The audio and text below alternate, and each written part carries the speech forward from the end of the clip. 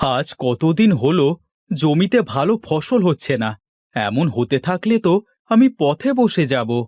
আবার কেন যে বৃষ্টি হচ্ছে না? বৃষ্টি ছাড়া কি ফসল ভালো হয়? বাবা, বাবা, বাড়িতে চলো তাড়াতাড়ি। কেন রে বাবা, কি হয়েছে?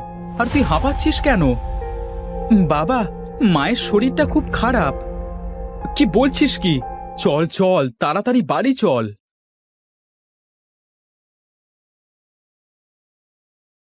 বীর বাবা, শোন, তুই একটা কাজ কর, এক্ষুনি কবিরাজ মশাইকে ডেকে নিয়ে আয়।